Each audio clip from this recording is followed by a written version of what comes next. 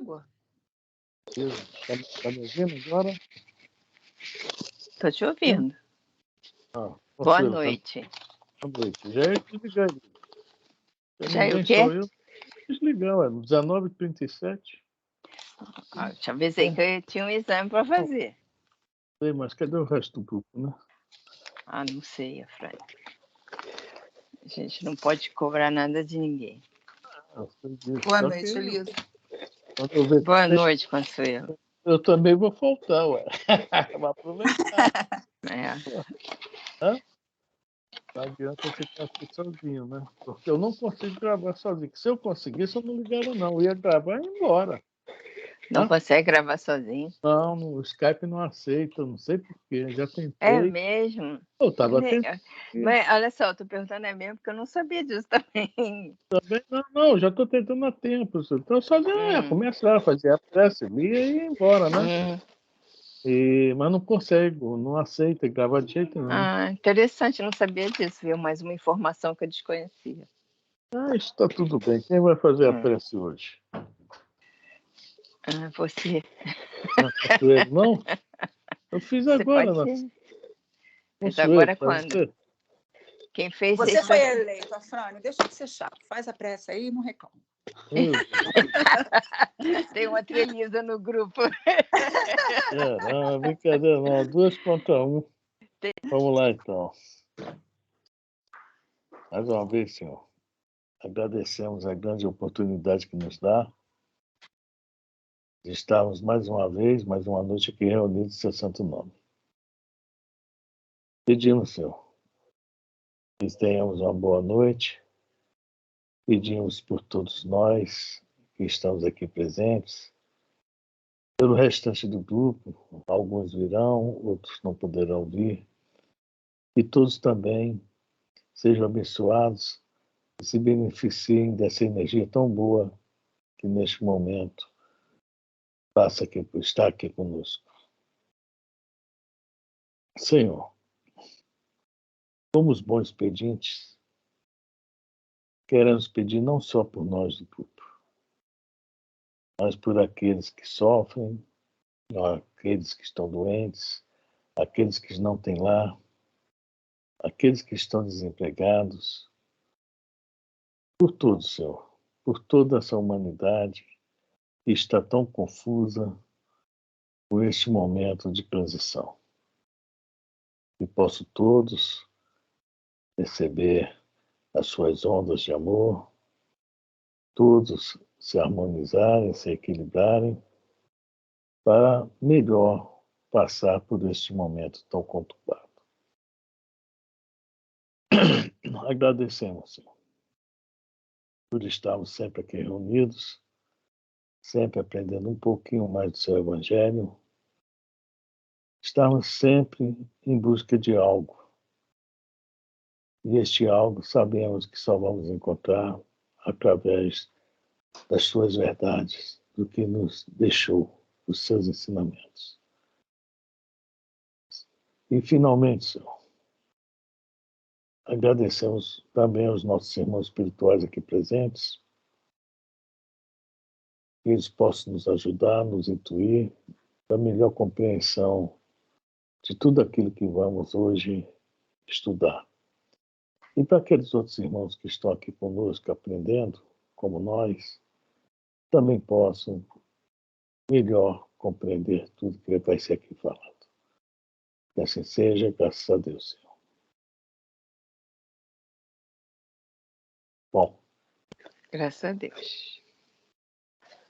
Elisa, então hoje nós estamos no Evangelho segundo o Espiritismo, capítulo 15, no meio do item 3, no segundo parágrafo, né? Isso aí. Então, vamos lá. Bom, então... A gente é no quadro que traçou, é esse? Isso. Tá. O estudo de hoje é Evangelho segundo o Espiritismo, capítulo 15, fora da caridade não há salvação. Nós estamos no meio do item 3, mais exatamente no segundo parágrafo do item 3. Podemos? Podemos. Vamos lá. Vamos lá. No quadro que traçou do juízo final, deve-se, como em muitas outras coisas, separar o que é apenas figura alegórica, figura, alegoria. Os homens, como os a quem falava, ainda incapazes de compreender as questões puramente espirituais, tinha ele de apresentar imagens materiais, chocantes e próprias a impressionar.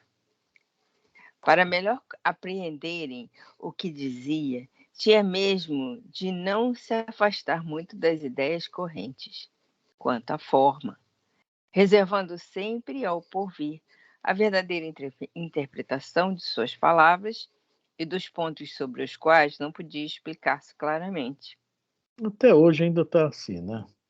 Até hoje. Nós vemos que muitas pessoas ainda pegam, né, o Evangelho, pegam a Bíblia em geral, mas não consegue, né, consegue ver o que está escrito. É aquela questão do doutor da lei, né? O que está escrito e o que leis, né? Ainda não está ainda maduro o suficiente para poder ter uma interpretação mais espiritualizada.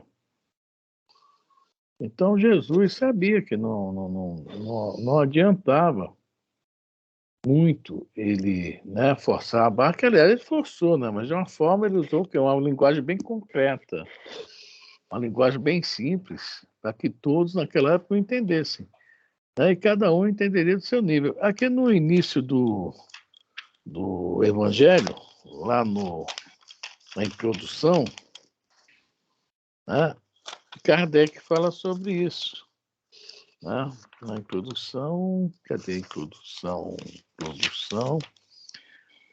Vamos lá, você tem aí na mão? Pode aí voltar lá, ele. O objetivo dessa obra, introdução. Peraí, que tá bem enrolado aqui. Na introdução do Evangelho. Peraí. O Eu objetivo passo dessa para obra. lá, eu passo para cá e não A chego na introdução mesmo. introdução. Peraí. Achou, Consuelo? Olha, se a introdução não fosse tão introdução, eu não ia achar. Não, peraí. Já estou lá. Pode continuar, Elisa. Pode continuar que eu me viro aqui. É logo no começo? É logo no começo. Vamos ler um pedacinho só aí do começo.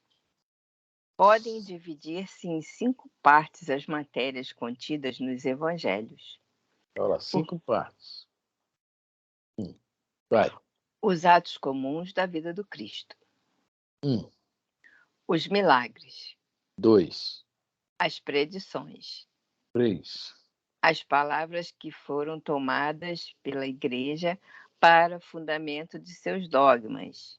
4. E o ensino moral. O mais importante. Agora vamos ver o que ele vai falar sobre isso. É o que está falando lá na frente, né, a forma do que ele deixava, como ele passava os ensinamentos. Vamos lá.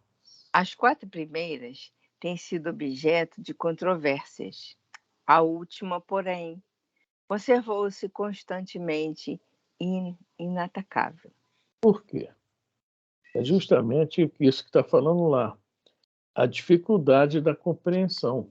O que a massa compreendeu, né, foi motivo de dogma, motivo daquilo. Pedro é o primeiro Papa. Poxa, a igreja começou no ano 323, e o primeiro Papa foi no ano 661, Focas, o nome dele. Como é que Pedro foi o primeiro Papa? E aí as igrejas foram se utilizando dos seus ensinamentos, né? Criando dogmas, criando coisas que não estão lá, mas o ensinamento moral, o que ele passou através de parábolas, né? Desses simbolismos, isso, né, ficou praticamente intocado até a parte do espiritismo, né? Lá no final fala, essa é a parte que será objeto exclusivo dessa obra, lá no final desse parágrafo. Sim, lá no final. Tá? Então, por quê? Porque essa parte... Deixa eu ver se tem mais alguma coisa. Vamos lá. Segundo parágrafo. Toda gente, admira a moral evangélica. Todos lhe proclamam a sublimidade e a necessidade. Muitos, porém, assim se pronunciam por fé, confiados no que ouviram dizer, ou firmados em certas máximas que se tornaram proverbiais. É tipo aquela, quem com ferro fere será ferido. É isso? A gente vai ouvindo, vai aprendendo e vai levando, né? Agora, olha o que Kardec vai falar agora aí. Você já achou a Consuelo? Ou não? Tá Já, só ouvindo. já, Já. pode ir. Tá. Poucos, no entanto, a conhecem a fundo, e menos ainda são os que a compreendem e lhe sabem deduzir as consequências. Entenderam? Poucos a compreendem. E poucos ainda, né, as consequências. Né? Porque se não tem esse raciocínio aí, né, não tem como, né, pensar em causas, efeito, ação, reação, etc. Vamos lá. A razão está, por muito, na dificuldade que apresenta o entendimento do Evangelho, que para o maior número dos seus leitores é ininteligível. Olha agora o que vai falar. Está falando lá. É isso que me interessava. Vamos lá. A forma alegórica e o intencional misticismo da linguagem fazem que a maioria o leia por desencargo de consciência e por dever, como leem as preces sem as entender, isto é, sem proveito. Pode ir, Passam-lhes despercebidos os preceitos morais, disseminados aqui e ali, intercalado na massa das narrativas. Impossível, então, apanhar-se-lhes o conjunto e tomá-los para o objeto de leitura e meditações especiais. Então, é isso que está falando lá, né? Aos homens com quem eles falavam, e até hoje. O seu Roberto não está conseguindo ficar, né? Até hoje tem essa dificuldade. Nós vemos a dificuldade, né? Nós mesmos temos dificuldade e nós estamos começando a compreender o que está escrito aqui. Nós estamos ainda aquela, né? O véu está ali, a gente está levantando aquela pontinha ainda. Falta muito para a gente. Quando a gente vê um Haroldo Dutra falando, um Divaldo, né? Lê aqueles livros do Pastorino, né? A gente fica assim, nossa senhora, né? Que coisa, né? Há muita coisa aí, há muita coisa ainda debaixo desse véu aí, né? Então, o que está falando aqui, agora voltando lá pro capítulo 15, tá? Né? Cara, você acredita? Eu virei para lá e não marquei. Peraí. Eu sou uma figura mesmo.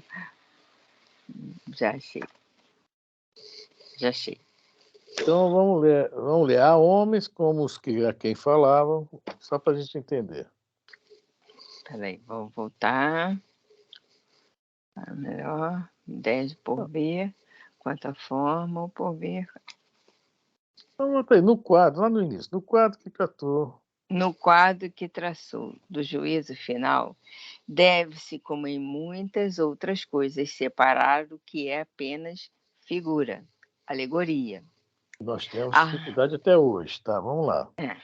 Há homens como os a quem falava, ainda incapazes de compreender as questões puramente espirituais, tinha ele de apresentar imagens materiais chocantes e próprias a impressionar. Então, muito bem. Eu brinquei aqui quando falei, quem com ferro fere, será também ferido, né? A gente fala, mas se a gente não parar para raciocinar a profundidade disso, vai ficar na superfície.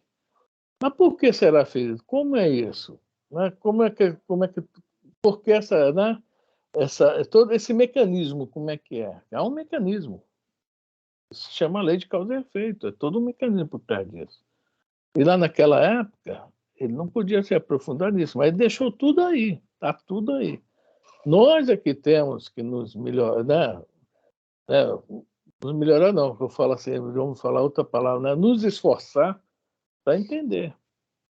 Isso que Kardec fala, fé raciocinada. Tá? Temos que pensar, usar do raciocínio mesmo, não é aceitar gratuitamente, não. Por que o ferro? Por que se eu ferir, eu serei ferido? Como isso? Né? Se não for, né, se eu tiver só uma vida de alegrias, mesmo que eu feri bastante gente, e aí? Então vem, né, está nos ensinamentos de Jesus, mas está sobre alegoria, simbolismo que nem todos compreendem até hoje. Né? Alguém quer falar? Eu queria te perguntar uma coisa. Isso não ajuda aos manipuladores das religiões a usarem as pessoas menos favorecidas e deixarem ela na escuridão por causa exatamente dessas alegorias? Não é uma coisa muito difícil para essas pessoas perceberem que alguma coisa são só alegorias, né? Aí essa manipulação, essa coisa feia que a gente vê por aí, no mundo inteiro, né? No mundo inteiro. O Consuelo também no Evangelho fala: só o lobo cai em armadilha de lobo. Porque a pessoa que não está a fim de pensar, que não está a fim, né, de raciocinar, ela vai cair.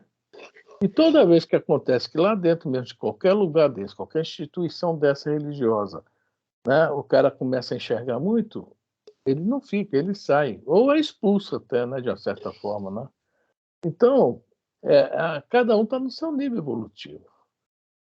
Né? A manipulação acontece por isso, porque as pessoas não querem pensar em tudo, em tudo. Né? Se a gente for olhar na escola, quem estuda, a maioria não quer pensar. Na política que estamos aí, não quer pensar. E assim vai por diante. Todo mundo quer pronto, quer na mão, quer feito. Aí vem né, os espertalhões e se aproveitam realmente. Estão vendo que ali é uma massa fácil de manobrar, né? Mas a obrigação nossa é procurar compreender o que está escrito. É a nossa obrigação. Se a partir do momento que eu deixo o outro pensar por mim, tá? Ele só pensa por mim se eu deixar. Mas essas pessoas são muito simples, Afrânio, e os manipuladores são manipuladores.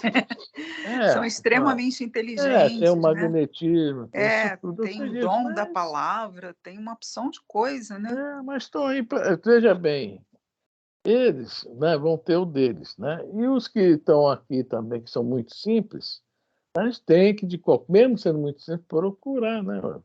Procurar. Se não der uma caminhada, né? Mas na hora certa ele desperta. Tem aquela questão da consciência. Os níveis de consciência ainda estão dormindo. Mas, felizmente, já estão querendo acordar para o lado correto, né? Que é o lado, pelo menos, de ter uma religião.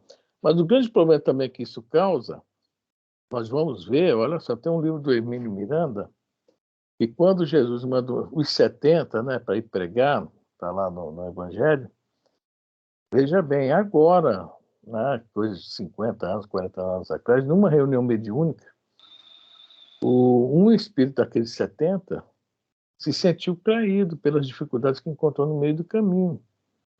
Tá? E ele veio com, olha só, esses 2 milênios com raiva de Jesus. E quando o Hermínio Miranda recebe ele na reunião mediúnica, um outro médium incorpora um espírito altamente elevado para poder conversar com ele, explicar a ele onde foi o erro dele. Quer dizer, é um negócio meio complicado, Consuelo. Você vê que, né, causa até isso, a pessoa descobrir, achar que está errado e ficar com ódio. Ué, Né? eu não entendi. Ele era Um dos um 70. apóstolo de Cristo, Não, entre não era um aspas, né? apóstolo. Não era Era apóstolo, era mas um discípulo. é um discípulo, é. Então ele já tinha um certo entendimento, É um né? certo. Tinha uma Sim, certa sim. elevação, entendimento, uma clareza. Não, elevação não. Tinha um certo entendimento. Mas E, faltava nele algumas coisas, chamadas humildade, né? Resignação, obediência, porque ele foi achando que né, que ia ser ia, fácil. ia ser fácil. E não é fácil. Até hoje não é fácil. Até hoje não é fácil. Acho que o E ele Jorge ficou entrou com aí. raiva por causa Ficou com disso. raiva disso. O livro se chama A História que os Espíritos Contam, do Hermínio Miranda. 2000 anos. Tá? Se Mas achando é traída muita ainda. raiva, né, Afrânio? É Muita. uma coisa que realmente eu não consigo entender como é que um espírito quer dizer, um espírito ele está vendo mais coisas que uma pessoa encarnada, né? E alguns têm uma clareza maior até aqueles que estão encarnados. Como é que consegue guardar tanta raiva durante tanto tempo O que e não acontece? conseguir se esclarecer um Não, pouco? passa a se afinizar com outros iguais, tá? E vai praticando coisas que não deve. É o livro Libertação, mas uma hora, em um determinado momento, o que aconteceu lá com o Gregório? Ele enjoou.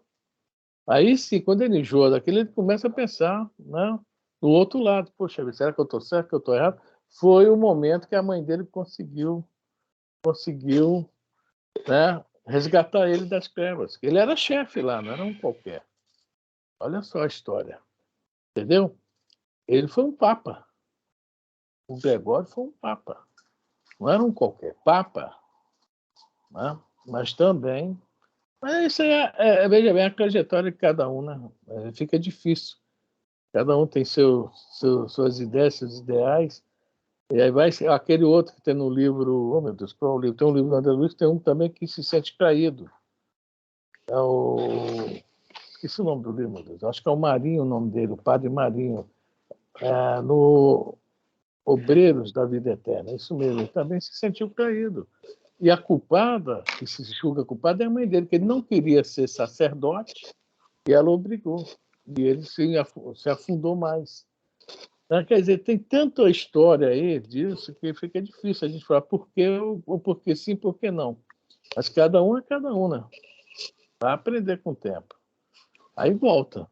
Foi o caso desse que aceitou ir lá na casa do Hermínio Miranda, foi o caso desse que o André Luiz também, né, foi atendido lá no Obreiros da Vida Eterna e outros mais. O do Gregório. É meio complicado isso, né? Vamos falar mistério, só Deus o sabe. Porque quer dizer, tem pessoas mais simples que sabem que não precisa guardar tanto rancor, né? Que isso faz muito mal, né? Para o próprio espírito, para o próprio ser. Então, espíritos mais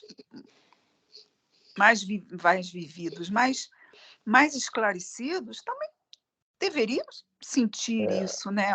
Que esse mal não alimenta muito, né? Não traz nada de bom, não nos deixa só, né? Isso, Você acaba ficando só na tua raiva, né? É você e tua não, raiva. lá ele entra em bandos, né? Você vê que existe, né, a gente vê muito falar em Lúcifer, né? Lúcifer era um anjo decaído. Não era um anjo decaído. Era um espírito muito inteligente, mas o coração zerado, tá? E aí vai praticar. Né? O doutor Bezerra sempre fala, né? Uma mente iluminada e um coração, né, apagado só pode fazer o mal, infelizmente, né? A inteligência vai fazer isso que tu falou no início, dominar os outros, dominar os mais simples. Agora, veja bem, Consuelo, essa questão da simplicidade também, eu sempre gosto de pegar o exemplo do Ciro no livro 50 anos depois e do Pollux no livro Renúncia, que é o mesmo espírito. O Ciro era simples porque não tinha ainda uma inteligência, uma capacidade intelectual dilatada. No dia que dilatou, que ele ficou, né, começou a ver muito as coisas, ele deixa de ser aquele inocente bonzinho. Ele era inocente bonzinho lá no livro 50 anos depois. A gente pensava até que ele já era um cara evoluído, não era. A capacidade dele intelectual que dava a ele pouca margem para pensar. Quando ele conseguiu, né, ampliar isso aí, opa, isso aqui que é bom, não é aquilo que me ensinaram, não. E muda. Mas e o coração dele? Não era um coração bom? Não era uma pessoa. Isso... Aparentemente era bom. Porque o que acontece quando a pessoa começa muito a se intelectualizar, começa a ver o quê? O poder, a autoridade, a ver as coisas com outros olhos. Tá? Aí sim a questão, a pergunta 780. Por que o progresso intelectual tem que vir primeiro? que a pessoa tem que aprender tudo isso, a discernir o bem do mal, mas isso não significa que ela vai seguir isso aí. Mas ela já sabe. Daí, para ela seguir depois o bem, é mais fácil. No início, de repente, ela vai dar uma escapudidinha lá pelo outro lado, que são os prazeres do mundo. São os prazeres do mundo. Aí depois que se enjoar dos prazeres do mundo ou quebrar muita cara, aí você começa a entender que esses prazeres do mundo não levam a nada. Mas é um caso, geralmente, nosso. Né? Muito, por isso que tem um ditado popular, né? Quer conhecer uma pessoa, dá-lhe o poder. É por aí. Está dando o poder né, o intelectual, a gente vê como uma pessoa muda. Isso tem a Né? ver, tem a ver com a Entendi. pergunta. Tá. Fala, João. Tem a ver alguma coisa com a pergunta 847 lá no Livro dos Espíritos? Deve ter, Jorge, eu não sei. Eu sei que a 898 eu sei que tem a ver, né? A questão de aprender tudo, né? É necessário, né? Deixa eu ver a 847. Que fala aqui, aberração das faculdades. Tira ao homem o arbítrio, o livre-arbítrio. A outra é, que você falou? 8... Aquela 898 que fala sobre a questão. Essa 847 é interessante, sim. 898. Porque essa fala da aberração das faculdades também. Já fechei. Tem essa 848 também, né?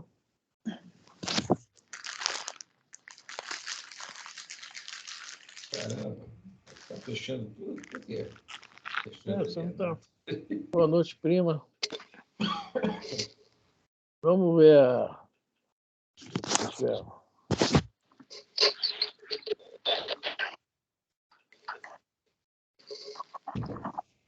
Eu só fiz alusão aí a coisa, uma necessidade de... Aí a aberração, a gente tem que ler com mais profundidade essa questão da aberração. Perder tempo, né? Vamos continuar no nosso negócio, vamos continuar no Evangelho. Deu para entender, Consuelo, mais ou menos? Deu sim. É por isso que nós crescemos em espiral, tá? Porque a gente vai passar pela mesma situação diversas vezes. Às vezes a gente é burrinho, passa pela situação e não enxerga que lá na frente, quando nós passamos de novo, já com a inteligência dilatada, em vez de a gente ir pelo bem, não. Aqui dá para mim ter uma vantagemzinha, um proveitozinho. Entendeu? Entendi. E isso, infelizmente, né? Infelizmente, dá-lhe o poder, né? Aquela questão, dá o poder para ver, testar o homem, dá-lhe o poder, né? Não deveria ser assim, né? Aí tem também as questões da escolha, a escolha das provas, né? Não, a pergunta foi outra, Jorge, que ela falou porque uma pessoa fica tão inteligente e começa a fazer a maldade, né? Aí, mais ou menos isso. Eu estou falando da questão do Ciro, do Pólux, né? Foi isso. Né? Que é aquele negócio, o índio, enquanto só conhece mandioca, né? Peixe e caça, só come aquilo. Mas no dia que ele vai no McDonald's, toma um milkshake, aquele milkshake de ovo maltine, eu não posso tomar, mas que é uma delícia, né? Um Big Mac, uma batata frita, ele não quer mais saber daquela mandioca velha crua lá, mal cozida, não. Não quer mais saber daquilo. Isso é uma brincadeira, viu, Consuelo? Mas é mais ou menos assim. Né? Começa a sentir o prazer do mundo nas coisas mundanas, né? Aí deixa de ser bem simplesinho e vai viver, entre aspas, a vida. Né? Quer falar alguma coisa? Quer falar, Jorge, alguma coisa? Não. Já. Para mim está de bom tamanho aqui. Então vamos lá, Elisa. Quero saber qual é o parágrafo aí. Item 3, segundo parágrafo, eu estou lá no final, no último ponto. Mais, é isso? Mais ao lado? Mais ao lado da parte acessória ou figurada do quadro, há uma ideia dominante, a da felicidade reservada ao justo e a da infelicidade que espera o mal. Ou seja, mesmo não entendendo o mecanismo das coisas, fica essa ideia, né? Mesmo que não consiga, né, interpretar os textos, é o que nós estamos, né, começamos a história aqui nisso, a ideia do bem e do mal fica, da felicidade, né, e tristeza, céu, inferno, ela está lá, já é uma grande coisa. É uma grande coisa. Mas conhecer o mecanismo disso é mais importante, é bem importante, né? A gente saber, aí vem, de novo, repito, fé raciocinada. Ou seja, não é a fé cega. Tem até uma música do Milton Nascimento muito legal mesmo. Fé cega, faca amolada. Olha o nome. Fé cega, faca amolada. É muito profundo esse nome e a música também, é muito interessante. Quem quiser ouvir depois aí, né? Vamos lá. Naquele Alguém quer falar? julgamento, naquele Alguém quer? julgamento, decide a Frane, eu vou, alguém fala. Então vamos embora. Naquele julgamento supremo, quais os considerandos da sentença? Sobre o que se baseia o líbero? Pergunta, porventura, o juiz se o inquirido preencheu tal ou qual formalidade, se observou mais ou menos tal ou qual prática exterior? Bom, isso está falando sobre o início daquelas passagens de Jesus que fala sobre, né, aquele dos pequeninos, aquele que fez isso aos pequeninos. Depois falou, né, sobre a questão de quem é o próximo, né? E está falando sobre isso. O juiz, entre aspas, né, não perguntou sobre tanto detalhes, igual um julgamento que existe hoje, né? Hoje em dia, não, desde que criaram o tal dos direitos romanos, há sei lá quantos mil anos atrás, 2000 anos atrás, né? Há sempre, né, os julgamentos são cheios de detalhes, o juiz tem que ler patavina de histórias, de coisa, para poder dar né, o veredito final. E aqui está explicando que o negócio foi bem simples dentro do que Jesus passou para nós. Né? Não houve esse negócio todo, né? Todo esse processo, né, que é o nome, o processo todo. Só vai falar o seguinte, vamos ver o que está escrito aí. Não, inquire tão somente de uma coisa, se a caridade foi praticada. Pronto, olha só, tudo isso é isso. Se a caridade foi praticada. O juiz está julgando aí. E é um julgamento que de Deus, né? Digamos assim, né? Espera que ele não está aqui, né, para punir nem recompensar ninguém, mas perante a Deus, isso é a nossa obrigação, a caridade. E o juiz só está perguntando se foi feita a caridade. E se pronuncia assim: passai à direita, vós que assististes os vossos irmãos. Passai à esquerda, vós que fostes duros para com eles. Informa-se por acaso da ortodoxia da fé? Não. Faz qualquer distinção entre o que crê de um modo e o que crê de outro? Ou seja, a tua religião, você é ateu, nada disso. Pode ser ateu, mas se não for à toa fazer a caridade, tá com muitos pontos, né, ganhos, né? O Betinho mesmo se dizia ateu, né? Se dizia ateu, e trabalhou. Mas no finalzinho ele chamou lá um padre lá para, né, quando ele viu que estava no final mesmo, para conversar, né? Deve ter pedido uma ajuda, né? Mas fez muito, né, o Betinho.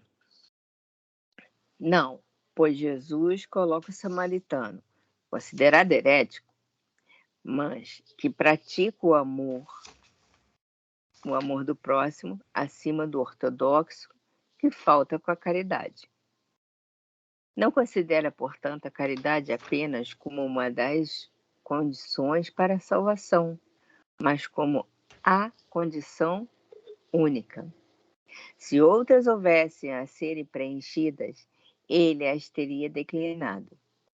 Desde que coloca a caridade em primeiro lugar, é que ela implicitamente abrange todas as outras: a humildade, a brandura, a benevolência, a indulgência, a justiça, etc.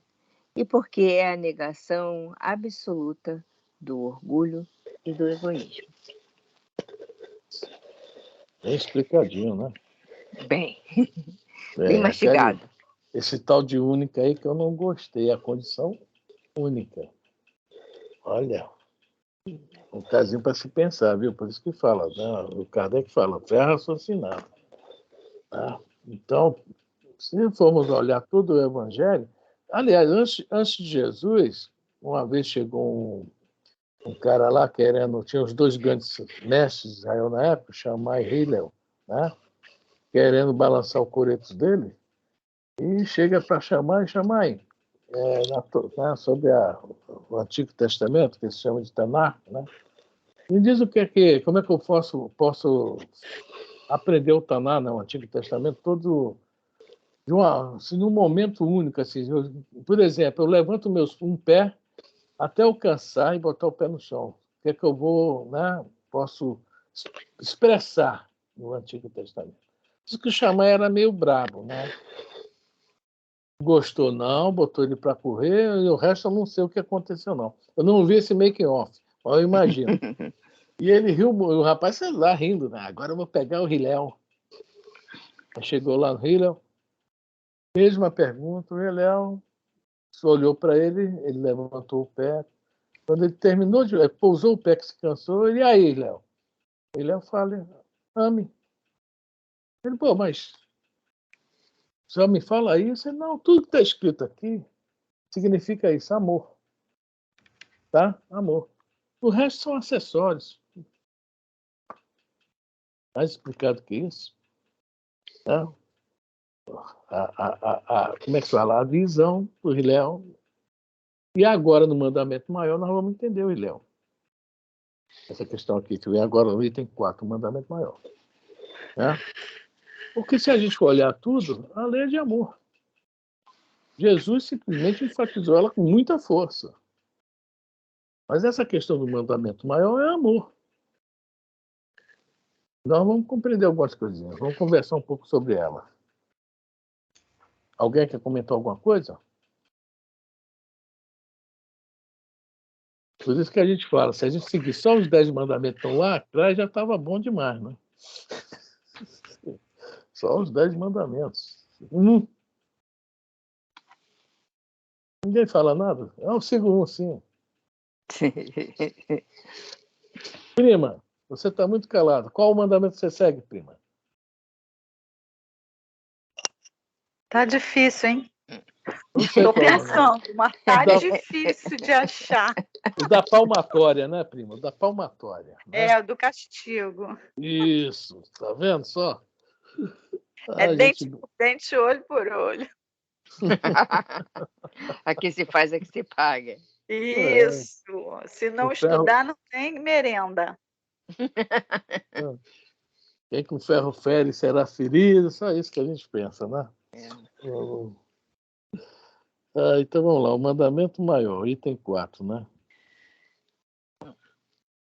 Mas os fariseus, tendo sabido que ele tapara a boca aos saduceus, se reuniram. E um deles, que era doutor da lei, foi propor-lhe esta questão para o tentar. Mestre, qual o grande mandamento da lei? Jesus lhe respondeu: amarás o Senhor teu Deus de todo o teu coração, de toda a tua alma, de todo o teu espírito. Esse, o maior é o primeiro mandamento. E aqui está o segundo, que lhe é semelhante ao primeiro. Amarás o teu próximo como a ti mesmo. Toda a lei e os profetas se acham contidos nesses 2 mandamentos. Mateus, capítulo 22, versículos de 34 a 40. Bom, nós já comentamos uns dias atrás, tá? E Jesus retirou, tá, do Antigo Testamento esses 2 mandamentos, tá? Não foi criação dele, tá? Moisés passou isso para gente, para nós, né? Mas o mérito realmente é dele, porque ele foi enfático, enfatizou várias vezes sobre isso. Tá? Essa questão de mandamento maior, a gente, quando um judeu fala sobre isso, Tá? Moisés deixou escrito 613 mandamentos. 365 mandamentos começa com a palavrinha não. Não faça. Não pode, né? E 248, faça. Pode, sim. Aí é interessante que tudo isso era assim, uma forma didática da pessoa gravar. Por exemplo, o que é que lembra qualquer um de nós o número 365? Hein? O que é que lembra, Elisa? Oi? O Fala de novo. O que é que lembra para nós o número 365? Número de O ano? dias do ano. Isso. Então, o que é que Moisés didaticamente desejava que o povão pegasse? E todos os dias ao amanhecer, nós vamos passar por várias provas, tentações, é isso? Várias coisas que vão realmente nos levar, se nós deixarmos, ao quê? Ao caminho do mal. Então, nós já devemos pensar o seguinte, logo ao amanhecer, hoje é um dia em que eu tenho que tomar cuidado e usar a palavra não na hora que na hora necessária. É uma didática. 365. Né? Então, já tenho que estar sempre... Aquele orar e vigiar de Jesus. Uhum. Tem que estar atento. E o sim, os 248 sim. Naquela época, achava-se que o corpo humano era formado por 248 partes. Tá? Poxa.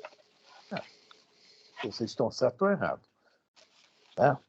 Então, assim como nós tomamos muito cuidado conosco, né? Nos enchemos de cuidado, tudo que nós vamos fazer, né? Nós teremos que ter muito cuidado também, tá? E não só assim, nessa questão de nos proteger, vamos passar essa proteção para o lado divino e estar atento ao faço. Não faço para desagradar a Deus, não faço para agradar a Deus, né? Não faço os 365 e faço para agradar a Deus, os 248. Todo cuidado para prestar atenção na oportunidade que vai surgir para agradar a Deus. Ou seja, eu ser um reflexo de Deus aqui no planeta. Então, essa questão dos mandamentos era muito importante para eles. Sei que tem mandamentos aí que já estão ultrapassados, não tem nada a ver. Mas muitos ainda são divinos, tem muito a ver. Né? Eles levavam isso muito a sério. Mas dentro disso tudo, tinha a questão de qual o maior mandamento de todos, que tem muito a ver com a regrinha de ouro. Todo mundo conhece a regra de ouro. Uhum. Vamos fazer ao próximo que nos deseja que faça assim, né? Tem muito a ver. E o judeu, é porque aqui está falando de Mateus, mas lá em Marcos, você está com a Bíblia aí do lado, o Evangelho aí do lado, Elisa? Não. Não? Então eu vou ler aqui em Marcos. Em Marcos, a mesma pergunta foi feita, só que Jesus responde com uma palavrinha só a mais. Né?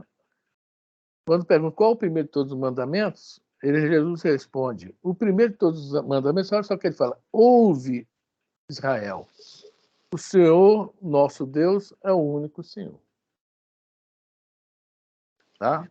Isso se chama, essa oração se chama Shema, porque ela começa assim mesmo, Shema Israel, Adonai Eloheinu, Adonai Echad. Ou seja, isso aí que Jesus falou, o Senhor é nosso Deus, o Senhor é único. É o único, não existe outro Deus. Ou seja, essa afirmação, mas só que essa prece é longa, ela não é só isso, né? Isso é o começo. Essa afirmação era para que o judeu botasse isso na cabeça e botasse sempre Deus na frente de tudo.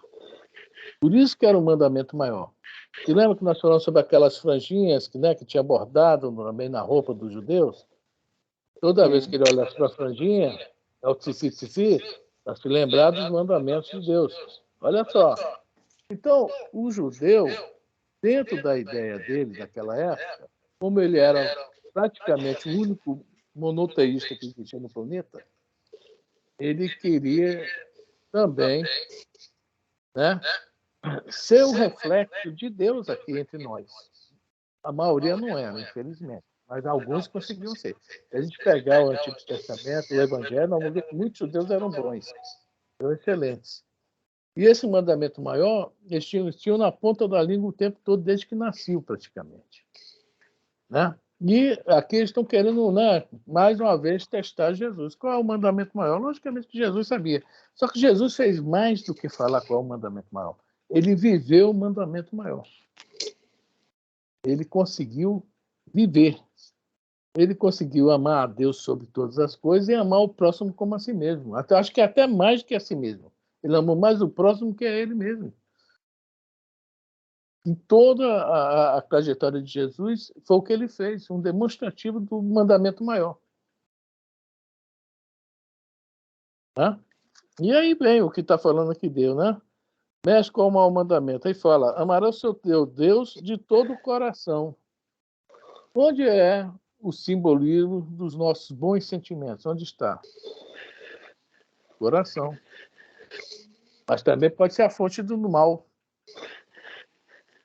Aí eu estou, né? Estou traindo a Deus, né?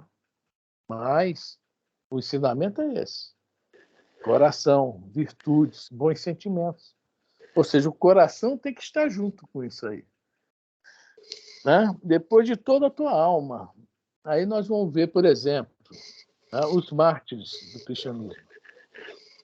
Eles acreditavam naquilo que foi ensinado, que Jesus passou para eles. Eles acreditavam, não, eles tinham certeza em Deus, conforme fala o Emmanuel, não é isso? Eles tinham certeza em Deus. Então, eles não estavam, eles iam entrar o quê? Lá no circo, cantando. Né? É uma coisa de maluco. Pô, os caras vão morrer, vão ser crucificados, vão ser queimados, vão ser, né? As feras vão comer os vivos, etc. E eles cantando. Era a certeza. Ou seja, eles estavam ali, lógico, né? Não tinha como fugir mesmo, né? Mas a Joana de Cusa, né? Se ela negasse a Jesus, ela não teria sido, né? Morta lá no circo, né? Então eles acreditavam em Deus, no ideal divino. Então eles quer de toda a sua alma. Eles davam tudo mesmo nessa crença, tudo. E de todo o seu espírito, tem algumas outras traduções que falam sobre o entendimento de todas as suas forças, que vai dar na mesma coisa, que é assim como nós nos esforçamos por aquele nosso objetivo, tá? Nós também temos que nos esforçar por esse objetivo que é o mandamento maior, ou seja, o amor, amar a Deus sobre todas as coisas e amar o próximo como si mesmo. Nos esforçarmos para isso. Usarmos o que nós temos de melhor, que seja a inteligência, que seja a força física, que seja até o dinheiro, né? Que quando a gente faz uma ajuda financeira a quem precisa, a uma instituição, vale tudo nessa aí. Tá? Para também demonstrar, de uma certa forma, a prova de amor a Deus. Então é isso que eles consideravam o mandamento maior. Por isso que eles tanto falam, qual é o maior mandamento? Que é, né? Tudo Deus. É aquela famosa parábola de Lucas, do capítulo 15, né? Do mordomo infiel, não é isso? Isso aí. Ele fez errado, mas depois, quando ele viu que o negócio estava ruim para ele foi pegar os bens que tinham de Deus, né? Do Senhor, né? Dele, e foi começar a distribuir os bens, fazer a caridade. E aí o Senhor, na parábola é interessante, que o Senhor que antes estava com raiva dele, passa, não, fizeste bem, meu bom mordomo, né? Distribuiu os bens que não eram dele, eram de Deus. E estavam na mão dele para fazer a distribuição. Tá? Tá dando para entender, gente? Por que o mandamento maior? Ou não? Sim, para mim está de bom. Né? Tudo certo, Elisa? Uhum. Fala. Esse mordomo aí a gente pode também. Penso eu aqui. Eu nunca, confesso mesmo, tá? Aqui eu nunca li essa. E também não ouvi a primeira vez. Então eu coloco uma pessoa que tem um recurso financeiro, igual lá o Jacó, né? um recurso, e disse: Senhor, se alguém aí eu prejudiquei, eu vou usar a palavra indenizar, né? Eu darei 2 vezes mais. O Zaqueu, né? Zaqueu, né? E Zaqueu, depois, e uma pessoa bem dotada de recursos financeiros, entendendo, que ele é um mordomo, e Deus nos empresta, né? Os valores para administrar, é o bem que a gente vai ter que usar a nossa inteligência, o cidadão trabalhar e ganhar o seu salário, né? A parábola dos talentos, né? Aquilo que chega até nós é para botar para, como diz lá na parábola, né? Render juros, né? Render isso, ou seja, o trabalho que vai render, né? Com aquilo ali, né? Não, aquele nepotismo que houve aqui no Brasil uma vez aí, no período aí de governo, a inflação era 80%, quase 100%, o pessoal investia no banco, né? Aí à noite tirava. Não deixava de pagar, às vezes, os funcionários naquele dia pagavam tudo atrasado, só para ganhar juros dos juros. E era isso mesmo. Pagava aquilo e ganhava 2 vezes mais. Tempo horrível aquele, é isso mesmo. A idade da dor. Eu quero fazer uma correção. Eu vi aqui Lucas capítulo 16, a parábola do mordomo infiel, tá? Só a correção, eu falei 15, é 16. Prima, quer falar alguma coisa?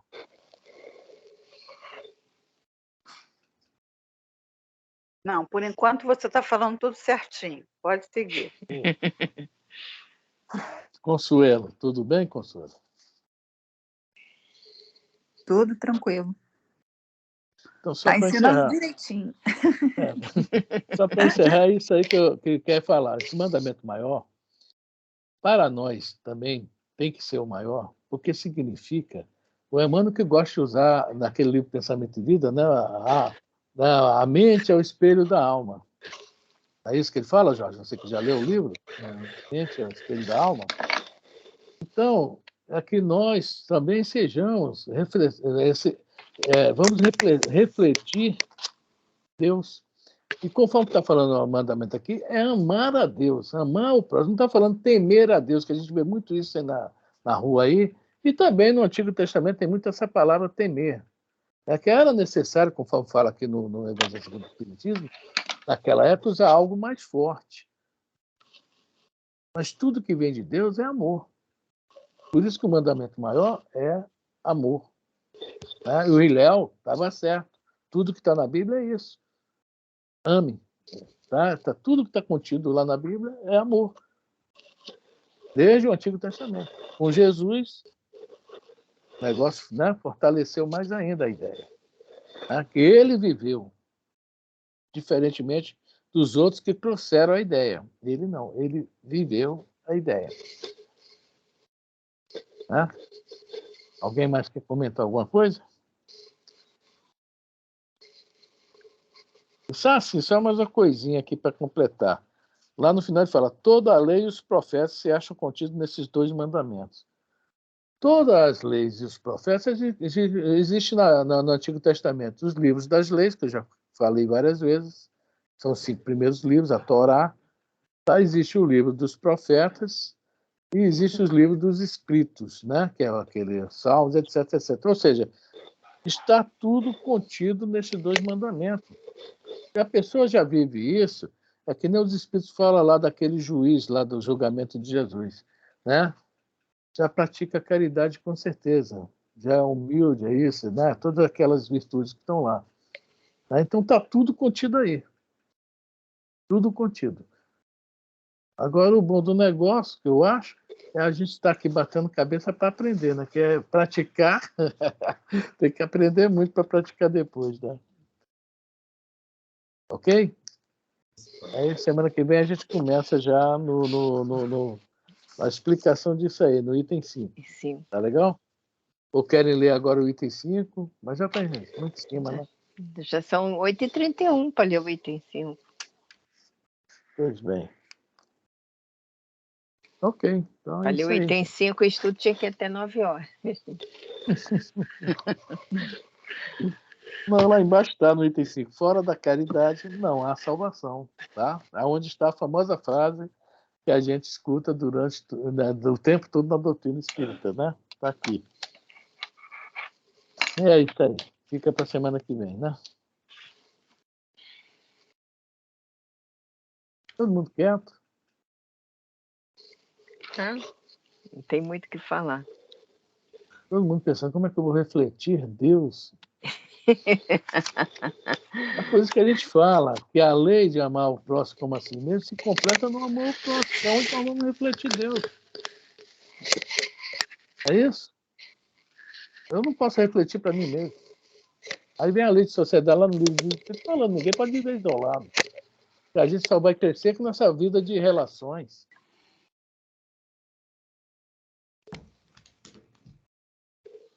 De novo, vocês estão calados. Então, por que ele cria uma pandemia onde todos tinham que se isolar, ficar isolados? E nessa época não houve, as pessoas ficaram mais isoladas, mais raiva, mais doentes, tudo de mais ruim. Aí eu escutei o que o doutor Bezerra falou através do Divaldo, né, que havia uma necessidade para um crescimento da Terra, porque as pessoas estavam muito egoístas. Mas parece que só piorou. Não, melhorou muito. Melhorou muito. É Você que o acha? mal, olha só, o mal é barulhento, o bem é tímido.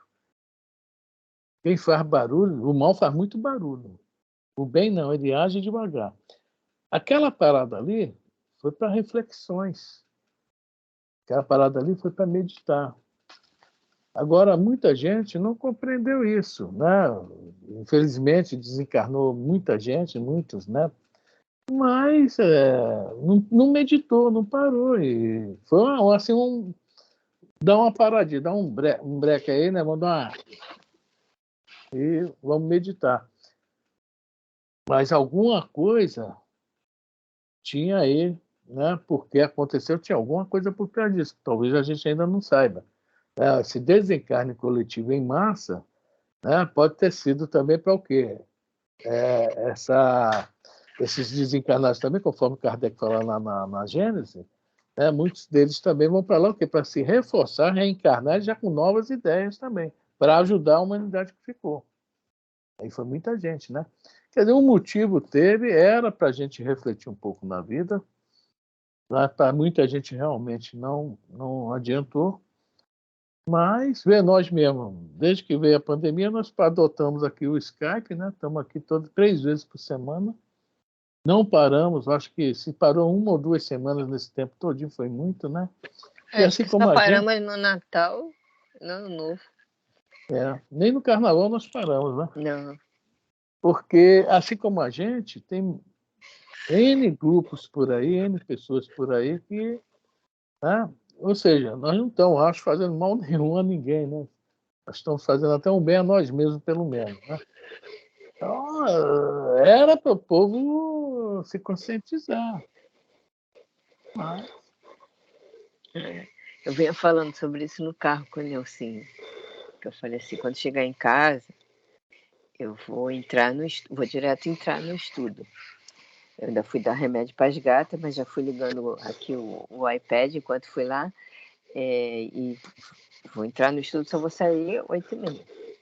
Aí ele falou, que jeito, né? Aí eu virei para ele e falei assim, olha só, antigamente eu saía de casa e ia para o centro. Agora eu estou com mais dificuldade e estou estudando em casa. Eu tenho que fazer alguma coisa de bom para mim. Se não está sendo bom para você, eu sinto muito. Mas para mim está sendo muito bom, entendeu? Eu estou aproveitando demais isso. Para mim está sendo ótimo. E ele ficou sem palavras para me falar depois disso. Eu falei, Glória, não tem mais o que dizer. Porque, assim, para ele não conseguia.